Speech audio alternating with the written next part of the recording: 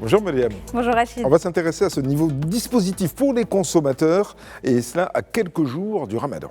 Un dispositif qui porte un numéro simple, c'est le 5757, un numéro simple donc à garder en tête si vous avez une réclamation à faire pendant le mois de Ramadan, et c'est l'information rapportée par l'Opinion justement qui titre sur ce nouvel outil, et l'objectif est donc de recevoir des observations des consommateurs, en particulier durant cette zone de pic de consommation.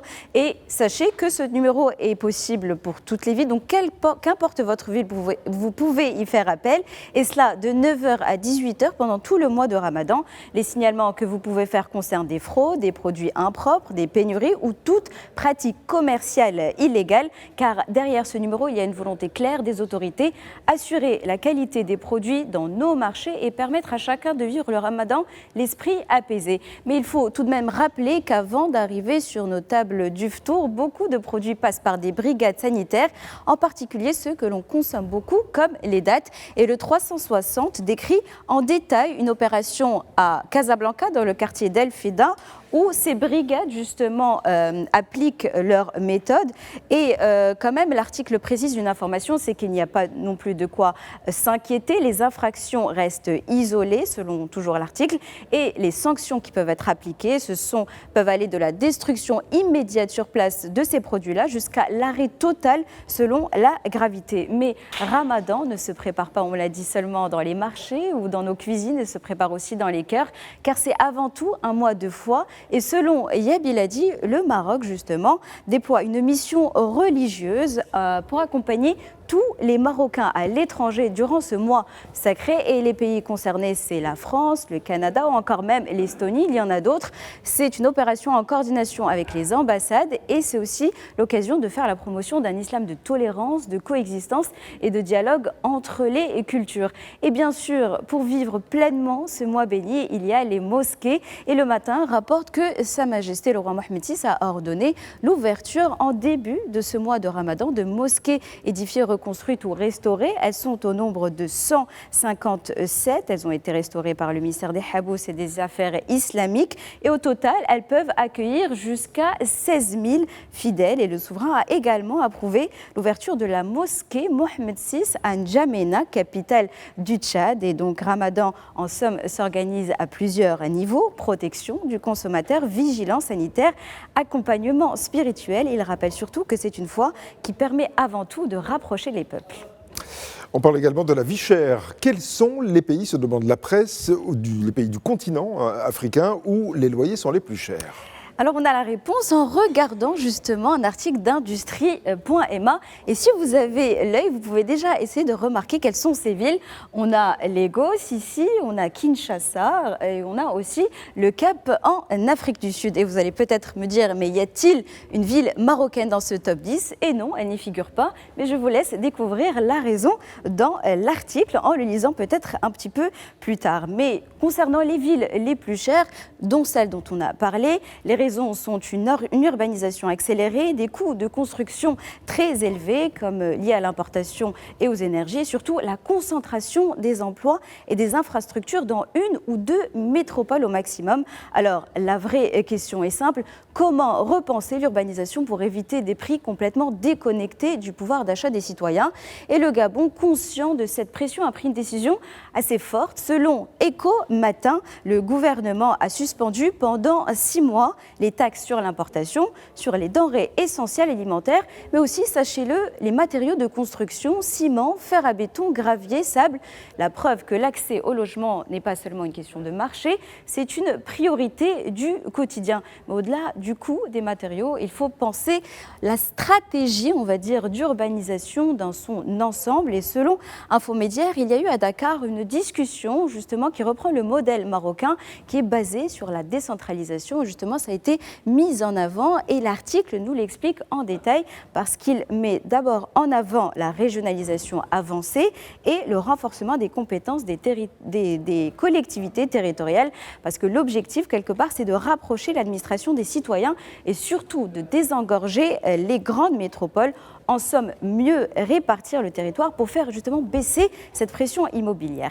Mais l'immobilier africain, on le sait, reste un marché d'opportunités. Financial Afrique revient sur cette opération du groupe marocain à Doha qui va acquérir un foncier stratégique à Abidjan en zone 4, un des quartiers les plus prisés de la capitale ivoirienne. Disons-le, c'est un projet mixte entre du résidentiel, des bureaux, un centre commercial.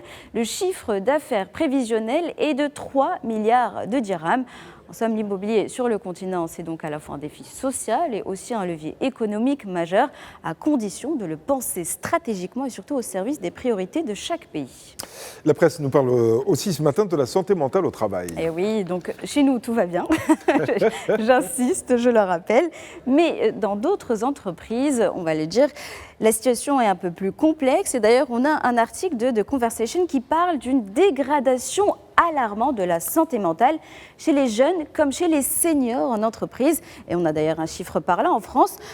Un chiffre rappelé dans l'article, 45% des salariés sont en souffrance psychologique en 2025 contre 25% en 2018. Pour les jeunes, les causes sont l'hyperconnexion qui crée une sorte d'isolement. Et chez les plus âgés, de plus de 45 ans, oui, à partir de 45 ans, on passe la barrière. Là, le stress est lié à la peur de devenir obsolète face aux nouvelles technologies. Et puis, il y a évidemment un facteur commun, le stress numérique avec le télétravail et l'usage intensif des outils numériques. Et donc, ça laisse place, sans laisser place malheureusement, à la déconnexion.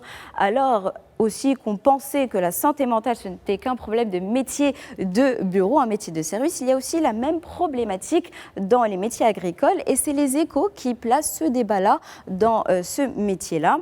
D'ailleurs, c'est une analyse qui est proposée par le professeur Hicham Chtabi qui explique aussi que c'est une raison de la pénurie de main-d'œuvre parce qu'aujourd'hui, tout le monde veut trouver un équilibre entre la vie personnelle et la vie professionnelle. Il dit « Il est clair que les jeunes recherchent le travail, mais aussi la qualité de vie, voire la vie avant le travail. » Et oui, tous les secteurs doivent aujourd'hui assurer cet équilibre pour attirer les compétences. Mais quand le trouble mental est déjà là, que faire? Ça, c'est l'opinion qui nous répond en nous donnant les outils actuellement disponibles au Maroc. Mais le problème, c'est que ces outils restent faibles, tant au niveau légal qu'au niveau des infrastructures. Donc on le voit, c'est un article qui liste tous les dispositifs de manière précise et aussi comment réagir.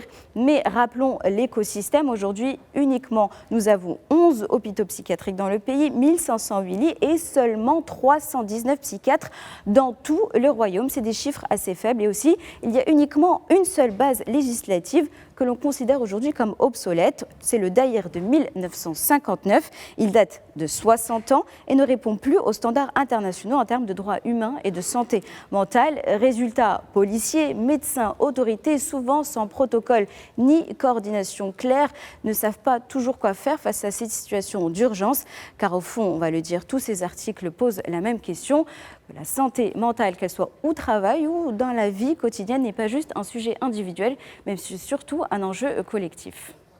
Nous sommes aujourd'hui le mardi 17 février 2026. Quel autre 17 février avez-vous donc retenu dans l'histoire? Alors Rachid, c'est une date digne d'un vendredi, même si nous ne sommes que le mardi, car le 17 février 1990, Agadir rentre dans l'histoire, car ce jour-là se cuisine le plus grand couscous du monde. C'est une performance qui entre dans le Guinness de records.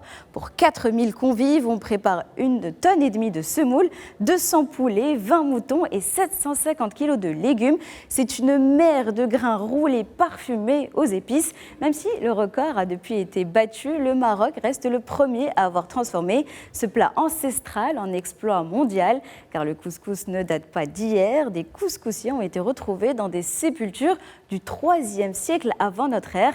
Et de génération en génération, les recettes se sont diffusées à travers tout le Maghreb avant de traverser la Méditerranée. Symbole du vivre ensemble, ce plat aux innombrables variantes incarne la diversité des sociétés nord-africaines.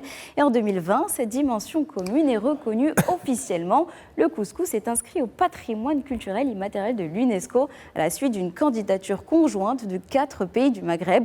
Aux légumes, à l'agneau, au poisson, peu importe la version, le couscous reste un rituel, un plat généreux, chaleureux, tous les jours, pensé pour être partagé. Oui, ben ça, vous n'avez pas besoin de le dire. Merci beaucoup, Mariam Merci, Kokaïna. Rachid.